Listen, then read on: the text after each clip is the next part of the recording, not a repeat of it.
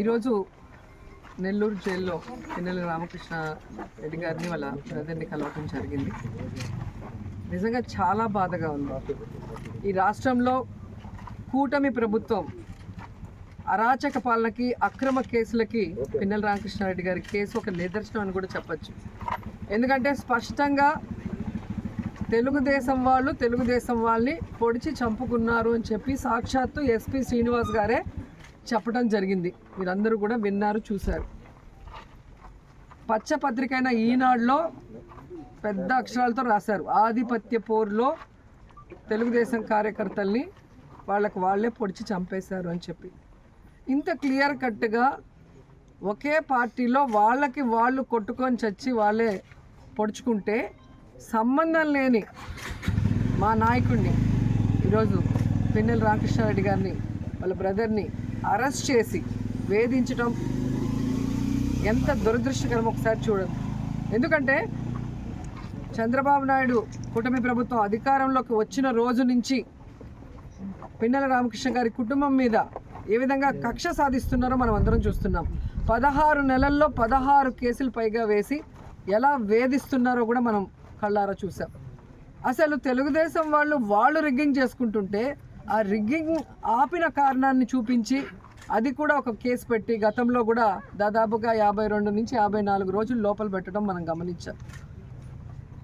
అంటే ఎటుపోతుంది పోలీసు వ్యవస్థ, ఎటుపోతుంది? Red book రాజ్యాంగానికి అనుగుణంగా లోకేష్ చెప్పిన దానికి తానా అంటే తందానా అన్నట్టుగా పోలీస్ వ్యవస్థ మారిపోవటం చాలా దురదృష్టకరం. కాకి చొక్కాలు వేసుకోవాల్సిన వాళ్ళు పసుపు చొక్కాలు వేసుకొని ఈరోజు అక్రమ కేసులు పెట్టుకుంటూ పోతుంటే ఏం మెసేజ్ ఇస్తున్నారు మీరు? 10 ఇంతలు చేయమనా? పాలిటిక్స్ని భ్రష్టు పట్టిస్తున్నారు. ఎవరైతే ఈరోజు తప్పుడు కేసులు పెట్టి పిన్నెల రామకృష్ణారెడ్డి గారి కుటుంబం మీద లోపల పెట్టి వేధిస్తున్నారో వాళ్ళకి సూటిగా చెప్తున్నాం.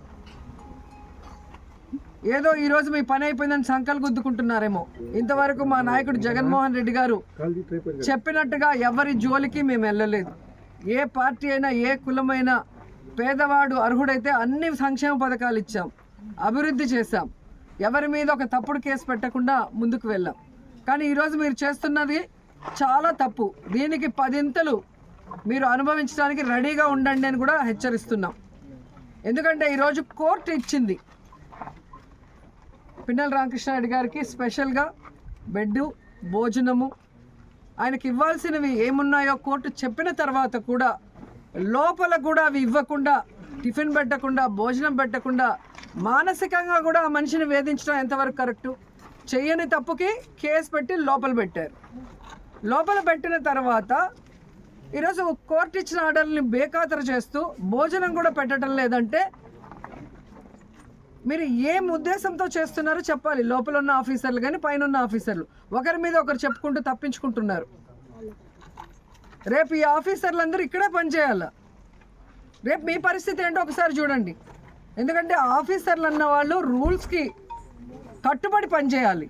అంతేగాని లోకేష్కి, చంద్రబాబు నాయుడుకి భజన బ్యాచ్ లాగా పనిచేయకూడదు. ఈరోజు రాష్ట్రంలో మీరు చూస్తే ఆడపిల్లల్ని వేధించేది తెలుగుదేశం వాళ్ళు, ఆడపిల్లల్ని రేపులు చేసి చంపేది తెలుగుదేశం పార్టీ వాళ్ళు, గంజాయి డ్రగ్స్ ముఠాలని నడిపించేది తెలుగుదేశం పార్టీ వాళ్ళు, అక్రమంగా ఈరోజు బెల్ట్ షాపులు మద్యాన్ని ప్రవహింపజేసేది తెలుగుదేశం పార్టీ వాళ్ళు, ఇల్లీగల్గా ఇసుక నమ్మేది తెలుగుదేశం పార్టీ వాళ్ళు.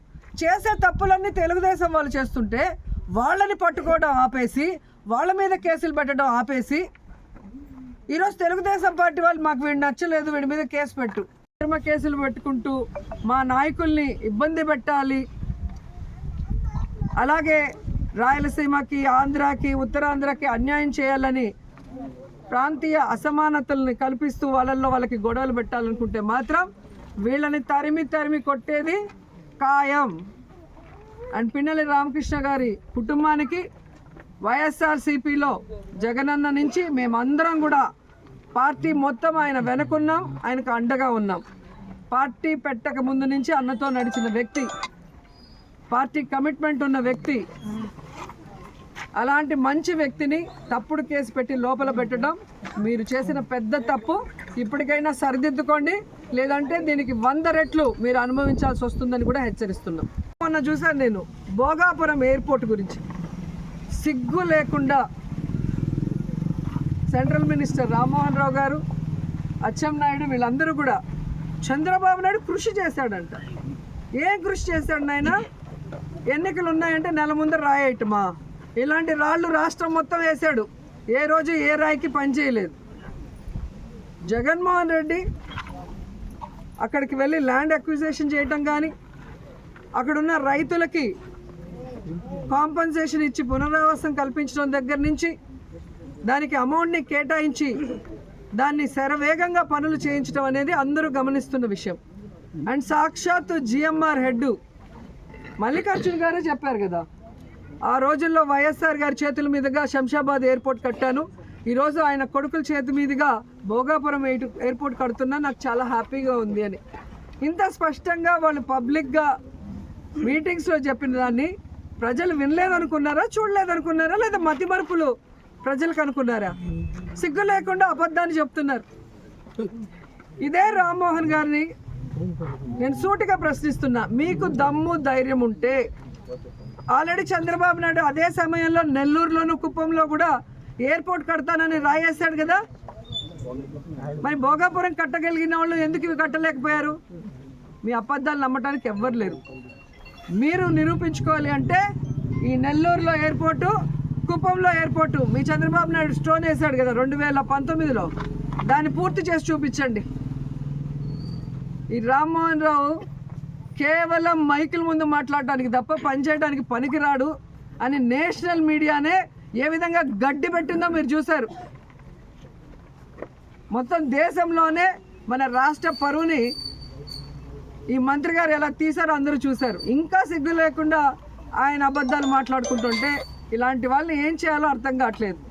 నాకు తెలిసి విదేశాల్లో అయితే ఇలా తప్పుడు వాగ్దానాలు చేసే వాళ్ళని, అబద్ధపు మేనిఫెస్టోలు ఇచ్చే వాళ్ళని, ప్రజల్ని మోసం చేసే వాళ్ళని ఎత్తి లోపలేస్తారు జైల్లో.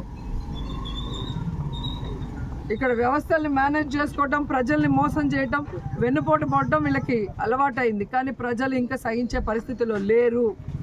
మొన్న ఈ మధ్య మీరు చూశారు కదా, మెడికల్ కాలేజ్ ప్రైవేటీకరణ విషయంలో కానీ, రైతుల విషయంలో కానీ ప్రజలంతా రోడ్డు మీదకి వచ్చి ఈ కూటమి ప్రభుత్వం మీద ఎంత కోపంగా ఉన్నారు, ఎంత ఆవేశంగా ఉన్నారో కళ్ళారో చూశారు. కాబట్టి వీడు పవర్ఫుల్, వీడు ఊర్లోంచి బయటకు పోవాలి.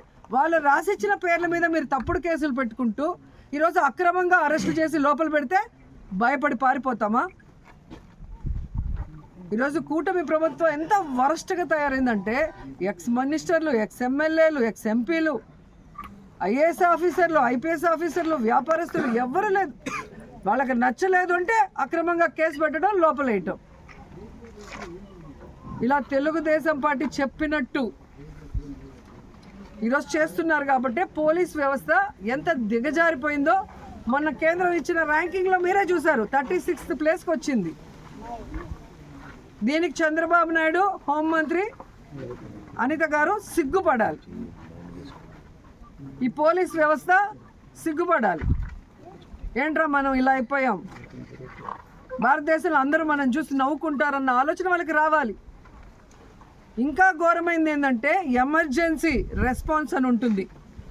ఆ ఎమర్జెన్సీ రెస్పాన్స్ అయితే చిట్ట చివరి స్థానానికి ఆంధ్రప్రదేశ్ వచ్చింది అంటే ఇక ఈ పోలీసులు వాళ్ళు ఎందుకు? ఏదైనా నీళ్ళ లేని బావిలో దూకచ్చు. రాష్ట్ర పరువుని సర్వనాశనం చేశారు. రాష్ట్ర ప్రజలతో ఓట్లు వేయించుకున్నామని చెప్పి తీయగా అబద్ధాలు చెప్పి వాళ్ళకి వెల్ఫేర్ చేయకుండా వాళ్ళని మోసం చేసేసారు. తీరా ఏం చేశారే అంటే సంపద సృష్టిస్తామంటూ అప్పులు సృష్టిస్తున్నారు. ఈరోజు మంగళవారం, నాకు తెలిసి ఈరోజు మళ్ళీ 6,000 కోట్లు అప్పు చేస్తున్నారు. సో ఈ రోజుతో కలిపి 3 లక్షల కోట్ల పైగా అప్పులు చేసావు. ఏమిచ్చావు? జనాలకు చెప్పిన వెల్ఫేర్ ఏమైనా చేస్తున్నావా? జగన్మోహన్ గారు ఇచ్చింది ప్రతిదీ ఇస్తూ ఎక్స్ట్రాగా చేస్తాను సూపర్ 6 అన్నావు. జగన్ గారు ఇచ్చింది మొత్తం తీసేసావు. నువ్వు ఇచ్చిన సూపర్ 6లో ఏం చేసావు? మరి ఈ డబ్బులంతా ఎక్కడికి పోతున్నాయి? ఇన్ని లక్షల కోట్లు అప్పు చేస్తున్నావు. ప్రజలకి వెన్నుపోటు పడటం ఈయనకి వెన్నతో పెట్టిన విద్య. మాకైతే ఇంకా బాధాకరం. రాయలసీమ లిఫ్ట్ ఇరిగేషన్ని మొన్న చూసాం మనం. రేవంత్ రెడ్డి గారు అసెంబ్లీలో మాట్లాడేది చూస్తే చంద్రబాబు కంటే ఎవరైనా రాయలసీమ ద్రోహి ఉన్నారా? నువ్వు పుట్టింది రాయలసీమలో, పెరిగింది రాయలసీమలో. ఈరోజు నువ్వు సీఎంగా ఉన్నావు అంటే ఆ రాయలసీమ ప్రజల ఆశీస్సులతో. అలాంటి రాయలసీమకి వెన్నుపోటు పొడవాలన్న ఆలోచన నీకు ఎలా వచ్చింది అని నాకు అర్థం కావట్లేదు. విభజనకి సంతకం చేసావు, ఆంధ్రప్రదేశ్ని సర్వనాశనం చేసావు. ఈరోజు రాయలసీమ లిఫ్ట్ ఇరిగేషన్ పని చేయకుండా ఆపేసి రాయలసీమకు అన్యాయం చేస్తున్నావు. రాయలసీమ ఏం తప్పు చేసింది? మీకు ఏం అన్యాయం చేసింది?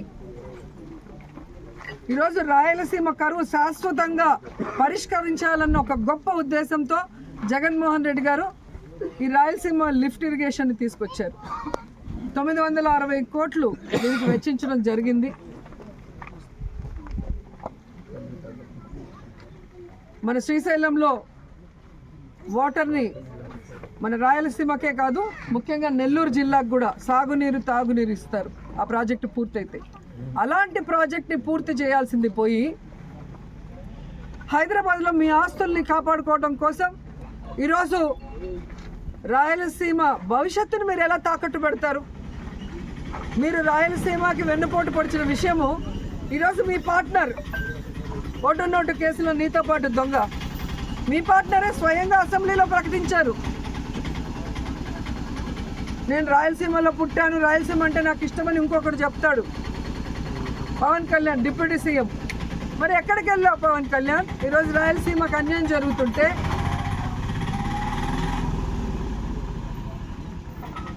ఈరోజు రాయలసీమకు వెన్నుపోటు పోస్తుంటే చంద్రబాబు నాయుడు గారు ప్రశ్నించకుండా కత్తందిస్తున్నావా? దీనికోసమైనా నువ్వు పార్టీ పెట్టింది? దీనికోసమైనా నువ్వు కూటమిలో చేరింది? దీనికోసమైనా చంద్రబాబు నాయుడిని గెలిపించింది? ఇంకా 15 సంవత్సరాలు చంద్రబాబు నాయుడు ముఖ్యమంత్రి చేయడానికి పనిచేస్తూనే ఉంటారు. దేనికి? ఈ రాష్ట్రం అనేది లేకుండా, మ్యాప్లోనే ఆంధ్రప్రదేశ్ అనేది లేకుండా చేయడానికే ఆయనతో జత కలుస్తామని అడుగుతున్నా. మీరు వచ్చింది రాష్ట్రాన్ని బాగు చేయడానికో, రాష్ట్ర ప్రజలకు మంచి చేయడానికో కాదనేది అందరికీ అర్థమవుతుంది. కేవలం కక్ష సాధింపులు, రెడ్ బుక్ రాజ్యాంగం అంటూ ఏ విధంగా విచ్చలవిడిగా అరాచకాలు చేస్తున్నారు, అన్యాయాలు చేస్తున్నారు, దోపిడీలు చేస్తున్నారు, ప్రజలందరూ గమనిస్తున్నారు. ఖచ్చితంగా నేపాల్లో లాగా మిమ్మల్ని కూడా తరిమి కొట్టే రోజులు చాలా దగ్గరలో ఉన్నాయని కూడా హెచ్చరిస్తున్నాం. సామ్రాజ్యంలో ఉన్నటువంటి పోలీసులాగా కర్కటంగా వ్యవహరించి సామాన్య ప్రజానీకాన్ని కూడా రోడ్డు మీదకి రాకుండా ఒక లొంగిపోతున్న వ్యక్తిని, రాష్ట్ర ప్రజల్ని, మాచర్ల ప్రజల్ని భయభ్రాంతులు చేసే విధంగా పోలీసు వ్యవహరించింది. ఎందుకు అలా వ్యవహరించాల్సి వచ్చిందంటే, ఈ కుటుంబం వెనక ఎవరన్నా నిలబడితే ఈ కూటమి ప్రభుత్వం సహించదు, పోలీసులతో అరాచకాలు చేస్తామని చెప్పడానికి వారిచ్చినటువంటి సందేశంలాగా ఆ రోజు కనిపిస్తూ ఉంది. అది ముగిసింది. ఈరోజు వారు సరెండర్ అయ్యారు, మరి జైల్లో ఉన్నారు. వారికి ప్రత్యేక వసతులు కల్పించమని కోర్టు వారు ప్రత్యేక ఉత్తర్వులు ఇస్తే గత 27 రోజుల నుంచి వారికి అన్నం పెట్టడం లేదు. కొద్దిగా జావా, ఒక చపాతీ మాత్రం ఇస్తూ ఉన్నారు. కోర్టు ప్రోటోకాల్కు వ్యతిరేకంగా, ఉత్తర్వులకు వ్యతిరేకంగా ఈ రకంగా చేయడం అధికార ధిక్కారం తప్ప, కోర్టు ధిక్కారం తప్ప మరొకటి కాదు. రాష్ట్రంలో వ్యవస్థల్ని సర్వనాశనం చేస్తుంది. జైల్లో ఉన్నటువంటి కోర్టు ఉత్తర్వులను కూడా పాటించకుండా అలాంటి వ్యవస్థను దుర్వినియోగం చేస్తున్నటువంటి కూటమి ప్రభుత్వం మరెంతో కాలం మనలేదు.